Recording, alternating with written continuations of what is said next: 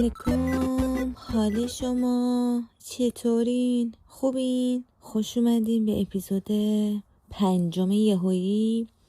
من تصمیم گرفتم در یک حرکت خیلی شجاعانه یه اپیزود سولو ضبط کنم بعد از 3 قسمت که اپیزود دوو داشتیم با دوستای مختلف، نازنین و امیر و استاتیرا. گفتم یکی سولو باشه، یکم چیزای رندوم بگم، یکم از حالت ساختاردار در بیاد.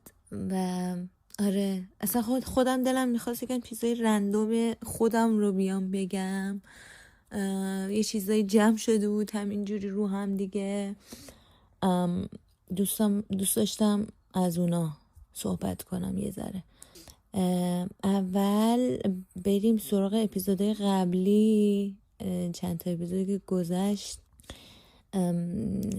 این اپیزود امیر که اپیزود اخیر بود واقعا دوستش داشتم، به خاطر اینکه خیلی فلو جالبی داره. کلا اصلا نمیفهمم چی میشه.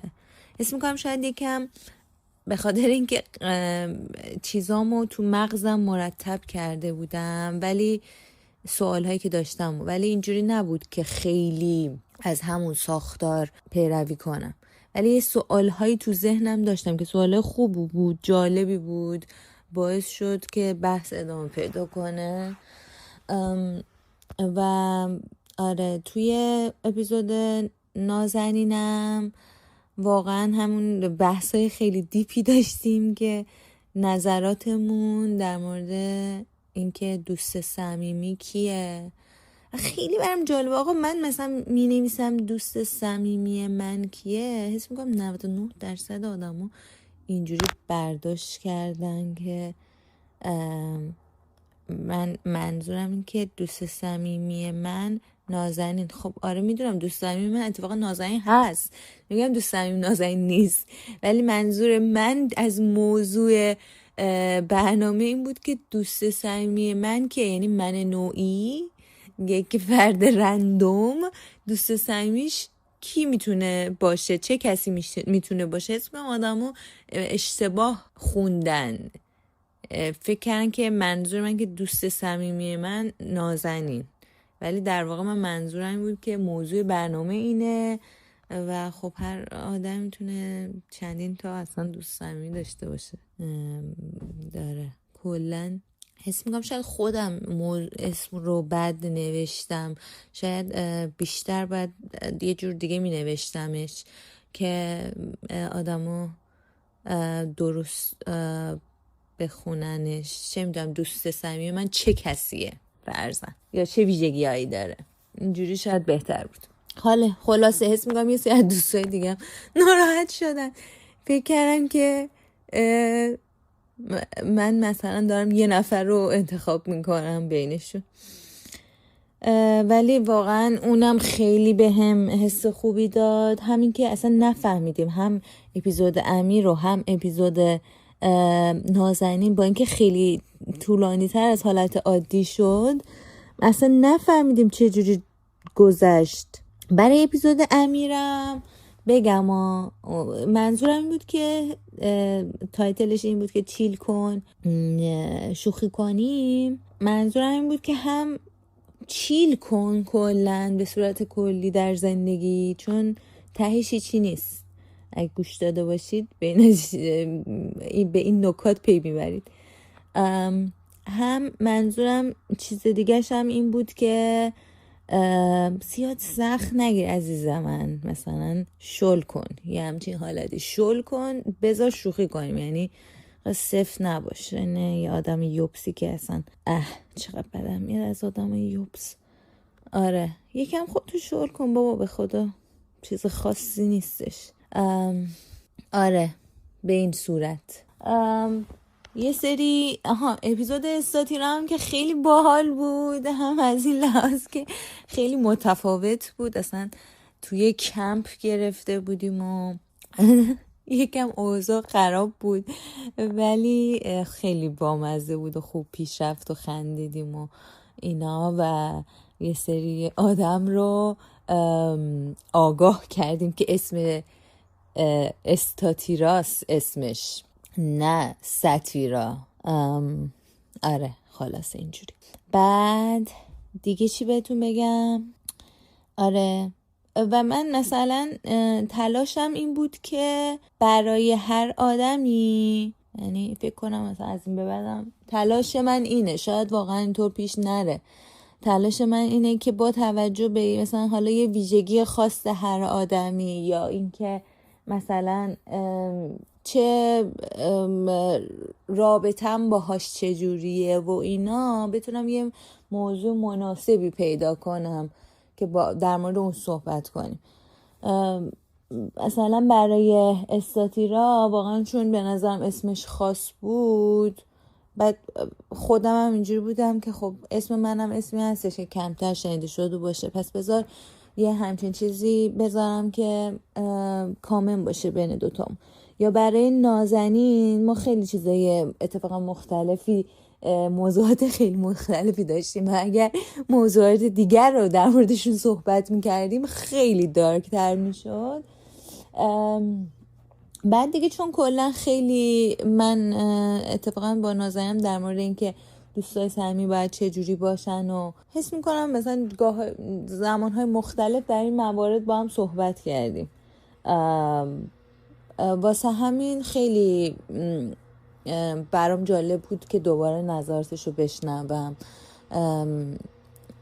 و به خاطر هم این موضوع رو پلان گفتم بریم که هم از اون دارک ها فاصله بگیریم، موضوعات دارک فاصله بگیریم، همین که آره یه چیزی که برای بین خودمون یه موضوع مشترکی هست هم در موردش صحبت کنیم. برای امیرم واقعیتش اتفاقا دوباره چند تا موضوع داشتیم که در مورد چیزای دیگه صحبت کنیم، ولی خب امیر چون خیلی آدم شوخیه واقعا و من همیشه خودم خیلی با امیر شوخی میکنم یا اون با من شوخی میکنه و شوخیامون ادامه دار میشه و خیلی میخندیم، به نظرم خیلی جاش بود که در مورد شوخی و شوخی کردن صحبت بکنیم، چون خودش خیلی آدم شوخ طبعیه و ویژگی بارز خودش بودم که اصلا خودش ویژگیاشو گفت. واقعا یکیشون شوخ طبعی و خنده بود و خندیدن هم خودش ویژگیشه. واسه همین گفتم که این واقعا بهت میاد این باشه موضوع برنامه. آره خلاصه که من خیلی راضی بودم از 3 اپیزود قبلی، گرچه یک سری تجربه های تلخ و شیرینی ازشون کسب کردم، از خیلی دوست داشتن آدما، ولی واقعیتش این که من اصلا نمیخوام کلا کسی، همیشه اینجوری بودم، مثلا هیچ وقت دلم نمیخواد کسی ناراحت بشه، اذیت بشه. به خاطر همین اگر توی هر قسمتی چیزی بوده یا بد برداشت شده و اینا عذر میخوام. و اینکه یه چیز دیگه هم این که خیلی خوشحالم که گوش میدید، یعنی اصلا فکر نمیکنم کسی گوش بده به حرفای من، فکر کنه جالبه و اینا و این خیلی من خوشحال میکنه که یه سری هستن که گوش میدن، واقعا برام ارزشمنده خیلی زیاد. یه سری چیزای رندوم، اصلا این اپیزود دوست دارم خیلی رندوم باشه، خیلی خیلی رندوم و هیچ ساختار خاصی نداشته باشه، چون من از اول اصلا برنامه این بود که یهویی بابا قرار یهویی باشه، قرار نیست استراکچر داشته باشه و فلان. بعد الان داره پدرم من در میاد سر این که وای من الان چیکار کنم، مهمون بعدی کی بیاد. بعد اتفاقا یه چیز دیگه هم اینه که من پرسیدم از آدمان که مثلا کی دوست داره بیاد توی یهویی و مثلا شاید خیلی مثلا تعداد معدودی بهم گفتن و در صورتی که این پرسن میبینمشون شاید به من گفتن که خب چجوری دعوت میکنی، یعنی حس میکنم مشتاق‌تر بودن آدما تو این پرسن، ولی خب چرا به من نمیگی دوست دارید بیایید؟ چون من نمیخوام مثلا یه نفر برم پوش کنم بگم که بیا، شاید مثلا کسی برش جالب نباشه. اصلا بیاد صحبت کنه. نمیدونم، از اینم ناراحت میشم که برم بگم بعد یه نفر به هم بگه نه، با اینکه هیچ اشکالی نداره ولی من اگه نمیشنوم خیلی ناراحت میشم.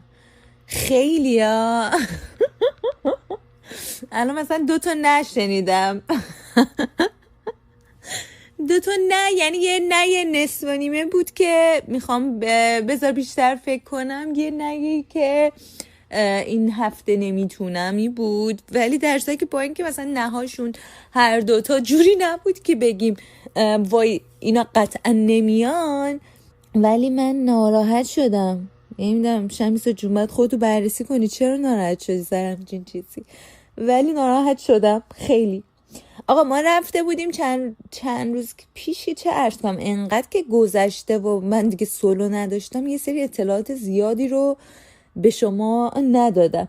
من چند هفته پیش شاید بگم مثلا 3-4 هفته پیش بود، 4 هفته شاید، رفتیم ما توی همین واترلو یه 5K رانی بود که اسمش از لایت د نایت. این لایت د نایت واقعا بامزه است، به خاطر اینکه هم که تعداد زیادی آدم میان، همشون رنگای جیگول ویگول و از این رنگای نیانی میپوشن، زرد و سبز و صورتی که توی این نورای بنفش خیلی قشنگ نشون داده میشه.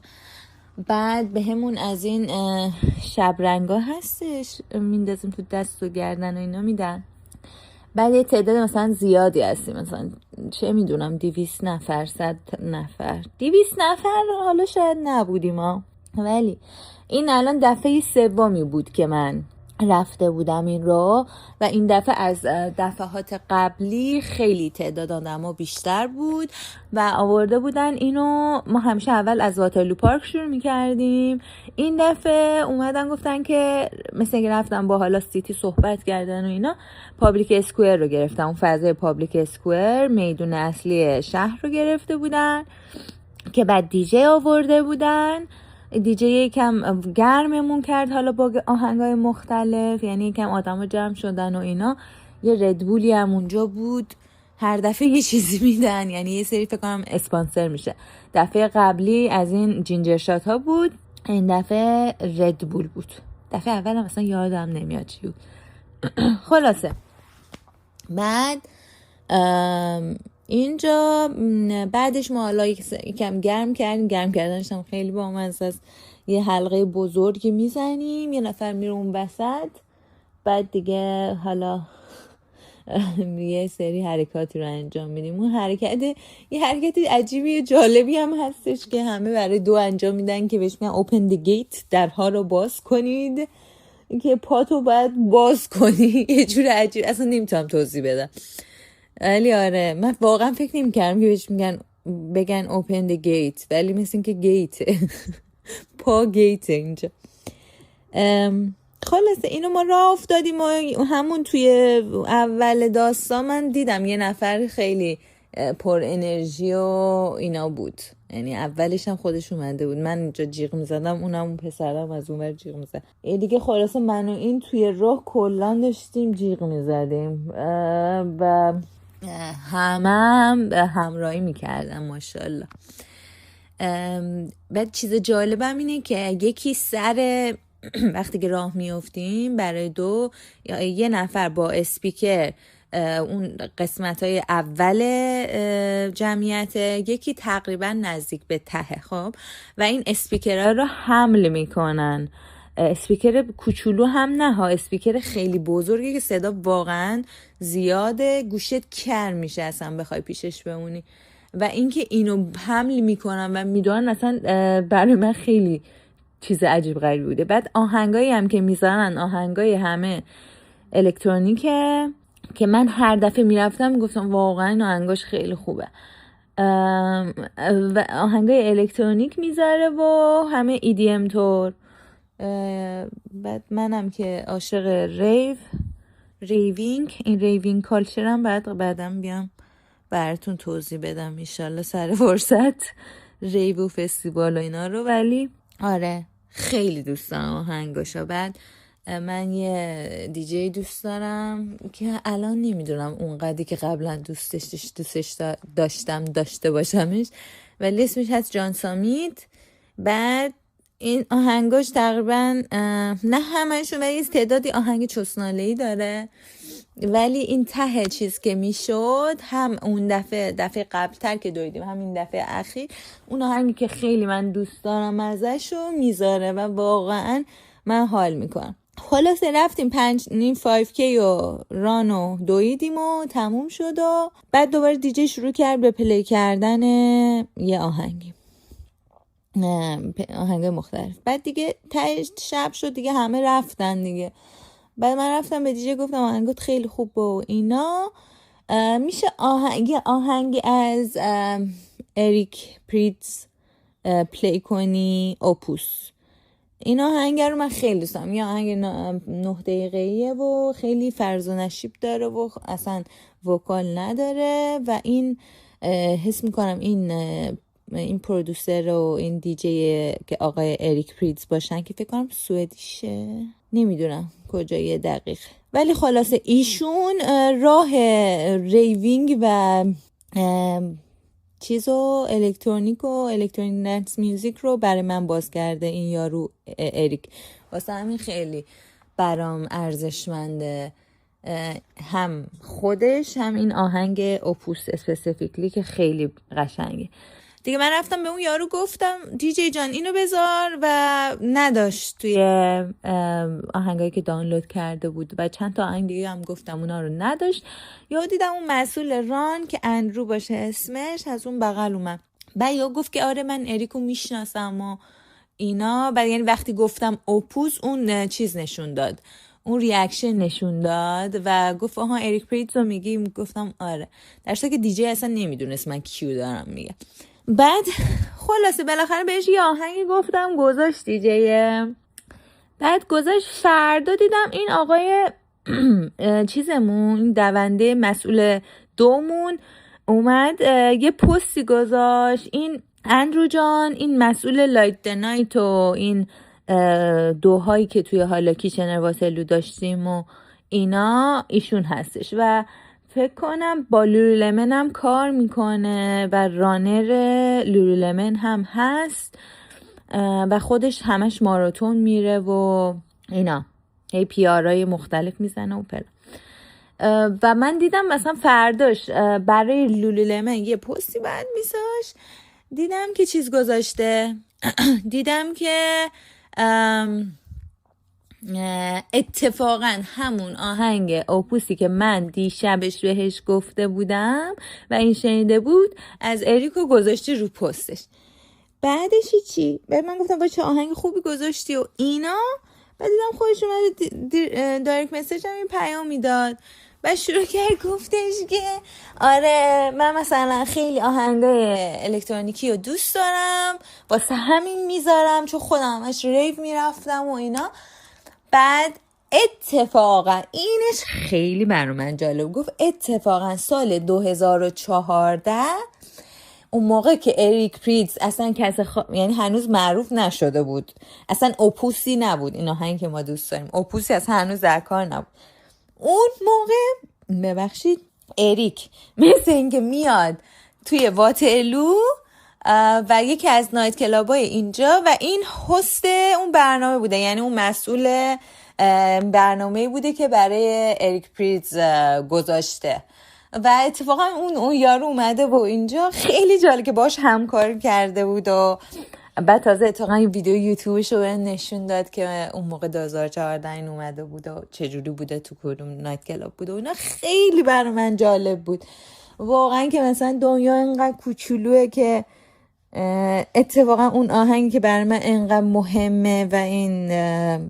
دیجیه توی همین شهر خودم قبلا باهاش کار کرد. خیلی برام جالب بود و فهمیدم که خودش هم خیلی قبلا اهل ریوینگ و کلن EDM و اینا بوده، هنوزم هست فقط دیگه نمیره متاسفانه که الکتریک آیلند و این چیزایی که توی حالا تابستون بیشتر هستش و اینا اینا رو نمیره، این پارتی ها رو، به خاطر اینکه گفتش که من چون کلا الکل نمیخورم و سوبرم و همین چی گفت که سنم رفته بالا نمیتونم ولی من بهش گفتم خب سوبر میتونی انجام بدی، داستان چیه دیگه. حالا بذار ببینیم، نمیدونم آیا میشه یک روزی اندرو هم بیاد ریو، نمیدونم، ولی خلاصه که در کل خیلی جالب بود این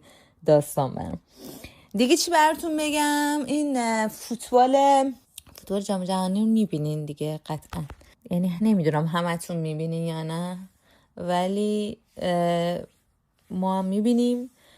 یه بلیتی گرفتیم که ما اصلا هیچ اطلاعی نداشتیم که این بازی رو، یعنی خب از قبل نمیشد بازی ها رو انتخاب کرد، مثل که بلیت ها اینجوری بودن که تو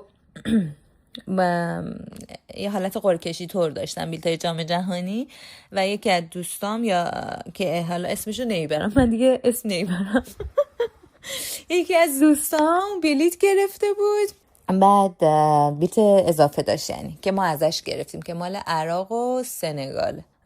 کلا که من نمیدونم مثلا کدوم تیم رو باید تشویق کنم، چون تورنتو هم هست، واسه همین گفتیم بریم دیگه. همین هفته است، احتمالش جمعه اگه اشتباه نکنم جمعه باید باشه. بعد عراق و سنگال دیگه. آره باید ببینم، اصلا واقعا نمیدونم باید چی کار کنم. همین فقط برام جالبه که داریم میریم استودیو، ولی اونجا تشویق و واقعا نمیدونم چجوریه. بعد ما سیتمون از قبل بهمون اساین شده، خب ولی من همیشه فکر میکردم توی باشگاه ها اینا میری خودت میتونی بری انتخاب کنی که سمت کدوم تیم بشینی که اونو تشویق کنی. اینجوری خیلی برام عجیبه اصلا. یعنی چی؟ یعنی مثلا یه تیم چه میدونم آرژانتین و پرتغال مثلا بازی دارن، بعد فکر کن یه قسمت آرژانتینیان نشستن و یه طرفدار پرتغال وسطشون باشه. خیلی عجیب نیست؟ نمیدونم چجوریه واقعا. خب اینم از این چرت و پرت دیگه رندومی که گفتم. حالا چیز دیگه که دیروز و پریروز بنده رفتم CPR و فرست ایدم رو گرفتم. اینو ما هر 3 سال به خاطر اینکه حالا چون اینستراکتورم، مربی زومبا و دنس و این چیزا هستم، باید این رو هر 3 سال ما تمدیدش کنیم. و یه حالتی اولش این که به جای اینکه بری فول کورس رو بگذرونی، اینجوریه که قبل اینکه اون سرتیفیکیتت اکسپایر بشه میتونی بری چیز کنی، میتونی بری ریسرتیفایش کنی. من خواستم ریسرتیفایش کنم هفته پیش شنبه، اتفاقا کلاسش هم داشتم، کلاس یهو رندوملی کنسل شد و فکر کنی مثلا قشنگ 1 روز قبل کلاس ساعت نمیدونم 2 بعد از ظهر 1 بعد از ظهر ایمیل داده بودن که کلاس کنسل. خب منم طبق معمول ایمیل اصلا چک نکرده بودم که بفهمم کلاس کنسل. صبح شنبه که تعطیل، روز تعطیل، پا شدم 8 صبح هلک و هلک رفتم محلمون داستان که ببینم کلاس کجاست. تقریبا میگم 40 دقیقه داشتم دنبال کلاس میگشتم. 1000 نفر رو تو اون دانشگاه، چون تو دانشگاه بود، دنبال خودم کشوندم که آقا بیاین کلاس رو پیدا کنیم. بعد فهمیدیم که ایمیل زدیم که کلاس کنسله. کلاس که کنسل شد، بدبختی من شروع شد، به خاطر اینکه من میخواستم این رو ریسرتیفای کنم، فول کورس انجام ندم، ولی کورس ریسرتیفیکیشن دیگه نبود توی دوروبر من واترلو کیچنه که برم براش. به خاطر همین چهارشنبه که اکسپایر میشد این سرتیفیکیت لعنتی من، دیگه من نمیتونستم دیگه کاری بکنم و دوباره بعد کورس کلی رو میگذروندم. و چشمتون روز بعد نمیده. این شنبه یک شنبه من بالاخره رفتم و هر 2 روز رفتم که این کورس رو بگذرونم. خیلی برام سخت بود که این کار رو بکنم. یعنی من گریه کردم واقعا سرش که چرا باید 2 روز رو برم. حس میکنم هم فشار اینم بود که استرس داشتم چرا پیدا نمی کنم یه کورسی و اینا. آره ولی بالاخره رفتم. خیلی جالبه فرست اید و CPR و اینا، که کلا اگه یه نفر یه چیزی بشه جلوتون، نمیدونم مثلا سوختگی شدیدی داشته باشه، یهو خدای نکرده بیفته بیهوش نتونه نفس بکشه، بتونی CPR روش انجام بدی، یا اینکه مثلا یه نفر دستش خدای نکرده قطع بشه یا خونریزی داخلی داشته باشه، چه میدونم یه چیز بره تو چشش اینا، یا اینکه یه چیزی بره توی بدنش، مثلا یه چاقویی چیزی بره، بدونی که چجوری باید رفتار کنی و چه کارهایی بکنی، خیلی جالبه.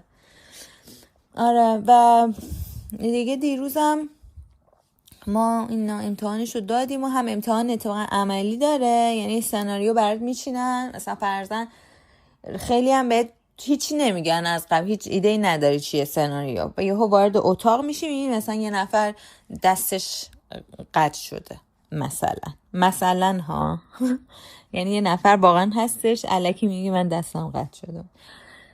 آره اون رو انجام دادیم و بعدشم من اتفاقا با یکی از دوستام که اونم کوچه و اینا گفتیم که من بهش گفته بودم که اگه مثلا دوست داری تو که ورکاوت میذاری حالا با شاگردات و اینا، اگه دوست داشته باشی یه بار با هم بریم زومبا بکنیم توی اوتدور. که دیروز اتفاقا فکر کنم من هم شنبه از 9 تا 5:30 رفته بودم CPR کورس رو گذروندم، بعد دقیقا 5:30 که کلاسم تموم شد پا شدم رفتم مهمونی هم تازه واترلو، نه پا شدم رفتم تورنتو مهمونی، بعد ساعت 1:30 شب برگشتم. 1:30 شب که برگشتیم دوباره یک شنبه صبح من ساعت 9 رفتم کلاس CPR و 5:30 تموم شد و ساعت 7 ساعت 7 که نه 6:30 خودم رفتم واترلو پارک، وسایل رو ستاپ کردیم برای پرشن زومبا، گفتیم که حالا رقص ایرانی باشه، زومبا ایرانی باشه. آره ولی رفتیم اون کار انجام دادیم و تقریبا سمت بگم ساعت 9 اینا تمام شد، ولی پدر من در اومد، یعنی دیگه اصلا الان فردای دیروزه یک شنبه آقای خیابانی شدم، خیلی خستم، یعنی نمیتونم نفس بکشم حتی، انقدر خستم. و یه سری چیزای دیگه هم اتفاق افتاده در کنار اینایی که گفتم، واسه همین خیلی داره پدرم در میاد، خیلی داره پدرم در میاد. آره دیگه چی بگم؟ وای چقدر فرمولا وان باحاله، خیلی باحاله. من اصلا یه چیزی هم دارم قفلی میزنم دیگه، قفلی زدم دیگه الان،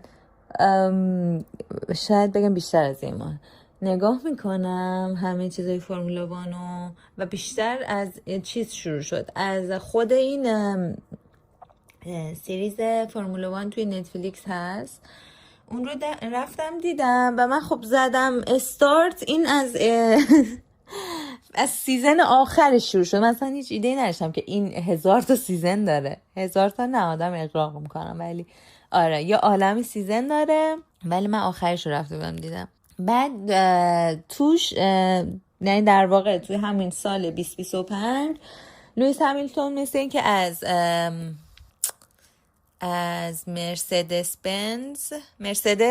مرسدس میره به فراری اگه اشتباه نکنم، یعنی بعد از مدت ها همکاری باهاشون، و یه آقای کوچولویی پسر کوچولی میاد توی چیزشون تو فرمول وان مرسدس جای لوئیس همیلتون.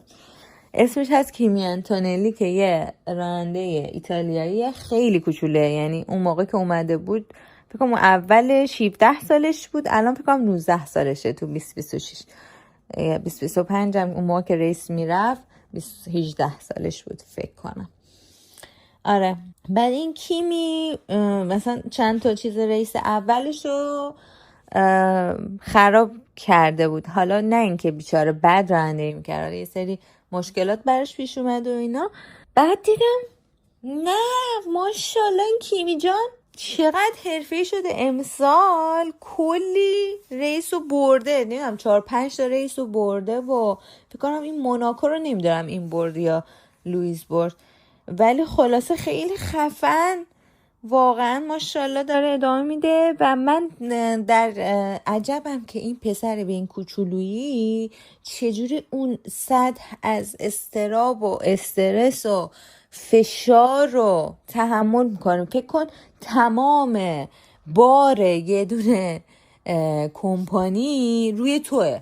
مثلا مرسدس، حالا نکنه اشتباه بگم اسمو بعدا همه مسخرم کنم، نمیدونم، فکر میکنم همین که میگم درست باشه، اسم تیمو درست گفته باشه، ولی بالاخره فشارش خیلی روته دیگه. انگار همه دوربینا همه چشما رو توه، خراب کنی میری ته قعر دره، اگه ببری میری نوک قله، آره قله کوه. و خیلی بالا پایین داره. برام خیلی جالبه که یه پسر کوچولو میتونه تحملش کنه. ولی از اون طرفم این که اینقدر خوب عمل میکنه به خاطر اینه که خب این 1000 سال داشته اصلا ریسینگ کار میکرد از کودکی، از خیلی بچه بوده. خب طبیعه باباشم توی این زمینه بوده. فکر کنم اونم فرمولا 1 نبوده ولی خب باز اونم کار ریسینگ میرفته، واسه همین خیلی تجربه داره و این.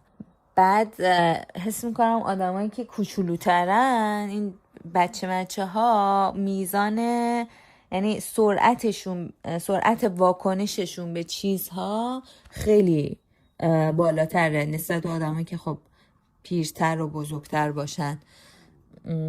واسه همین این یه پلاسه برای کیمی انتونلی کوچولو که خیلی هم بامزه است واقعا. امیدوارم که بهتر کنه دیگه امسالم. دیگه چی بهتون بگم؟ همه چی گفتم؟ یه حس میکنم یه چیزایی دیگه هم میخوام بگم یادم رفته. خلاصه هر چقدر فکر میکنم چیزی یادم نمیاد چیز خاصی بهتون بگم. در کل خواستم خیلی خستم و واقعیتش یه وقتایی هستش که ناامید میشم کلن از همه چیز، ولی دیگه باز همچنان ادامه میدم در کجدار و مریضی ادامه میدم. والیبالمونم بگم، والیبالمونم فکر کنم تا جولای دیگه چیز میشه، داستانش احتمالا تموم میشه و ما قصه خواهیم خورد. این هفته قراره هم یه دونه فوتبال برم همین عراق و سنگال و هم یه دونه الکتریک آیلند برم.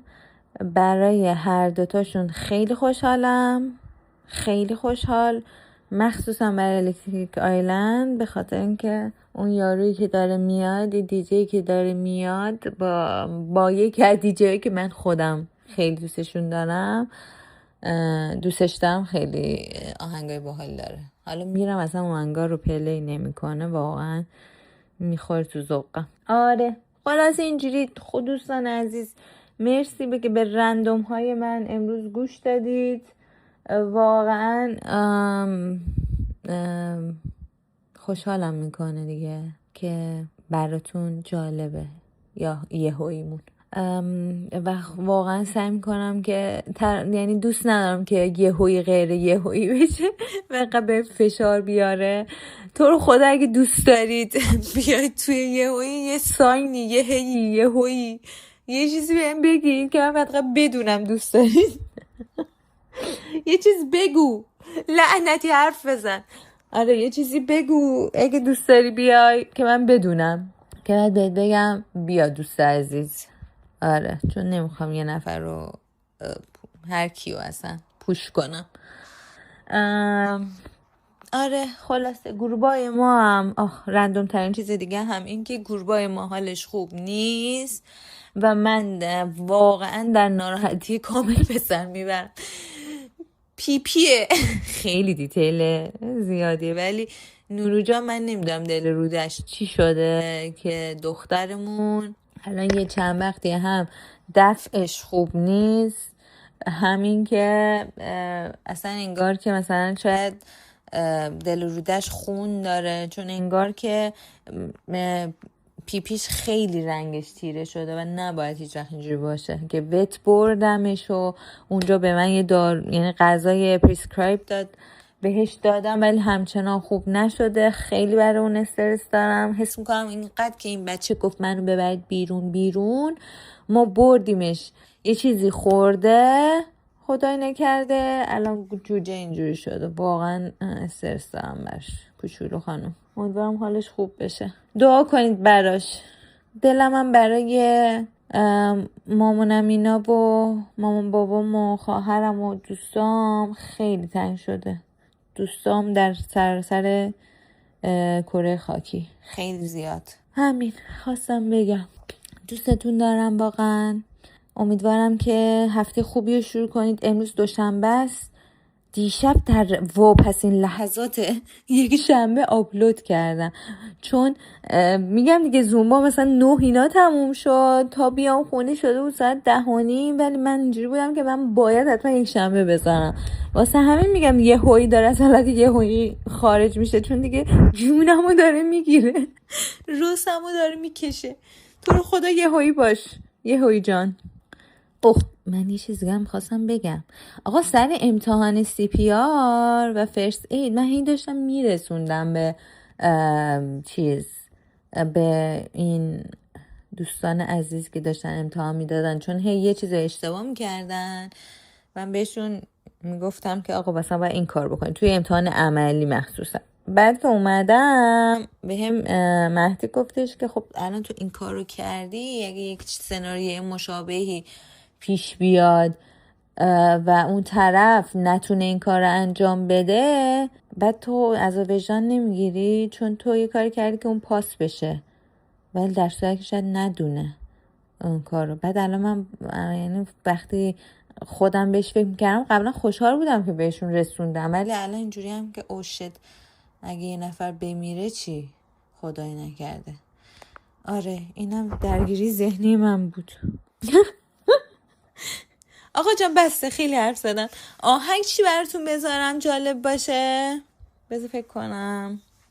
آهنگ خیلی رندومه ها. این آهنگ چی بود؟ آدم و کلن دو دستن، یا زرنگن یا ساده،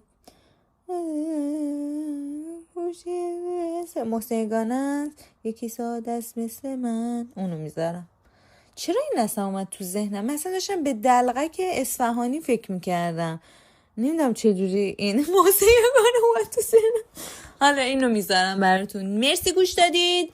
ماچ به کلتون. See you soon. یادت نره عزیز من فالو کن در اینستاگرام یهویی پادکست. فکر کنم تو اپل و یوتیوب هم الان یهویی داشته باشیم به غیر از اسپاتیفای که هست و بود. حالا دوباره چک کنم همه چیز سالم و درسته. بعد اینکه همین دیگه، همین. قربون چشاتون، قربون گوشاتون. گوشه ای وای ببخشید مخملی نه. خدا نگهدار. See you soon. Bye.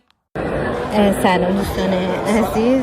من خواستم یه اپیزود کوتاهی درون استادیوم ضبط کنم، یعنی توی همون اپیزود قبلی احتمالا بذارم. من این باری که اومدم توی استادیوم و عراق و سنگال، من طرفدار سنگال بودم. سنگال 4 تا زد، پارش کرد.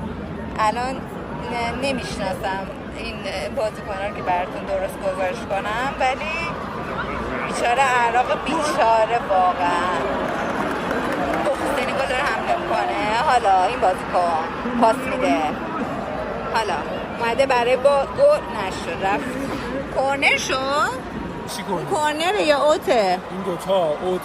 زیاد اطلاعی دقیقی ندارم چی بشه، ولی خلاصه خیلی جو باحاله که من همینجوری برام سخت توی تلویزیون چیز ببینم، بازی ببینم، ولی الان خیلی برام حال میده. خب جو خیلی چیز مهمه. من فکر نمی‌کنم اینقدر مهم باشه. مثلا تمام بازیکن بدبختم تحت تاثیر جو قرار میگیرن. اوه داره حمله میکنه. سنگال داره حمله میکنه به عراق. نه نشد که بشه.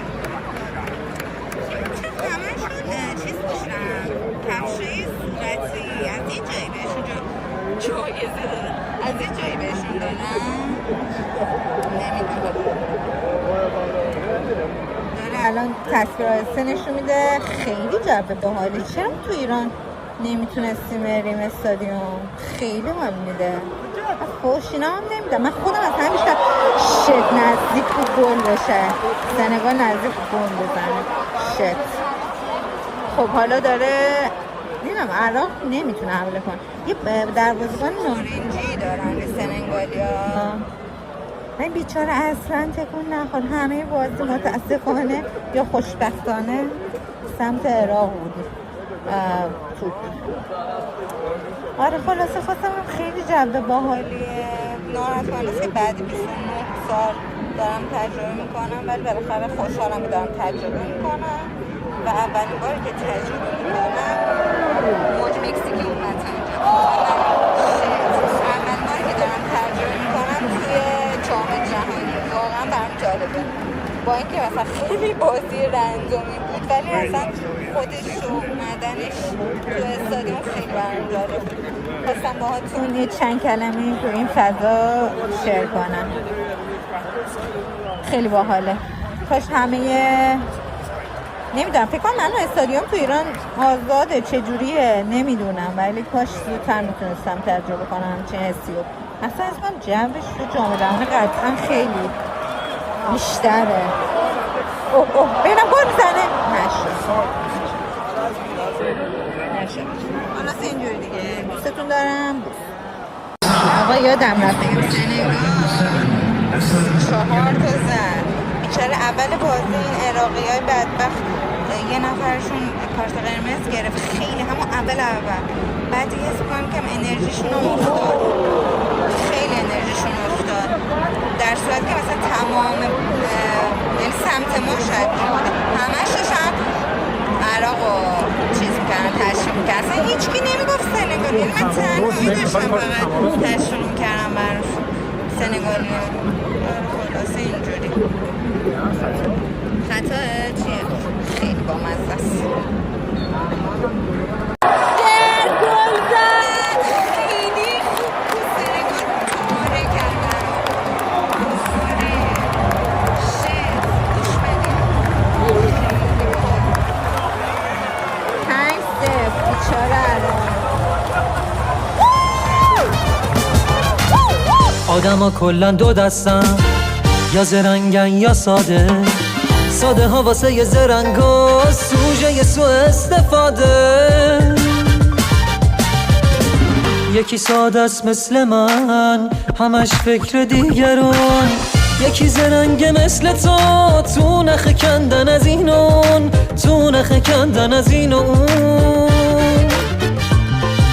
یه آسمون آبی سقف اتاق منه، شبای من پر خورشید مثل روزم روشنه. یه آسمون آبی سقف اتاق منه، شبای من پر خورشید مثل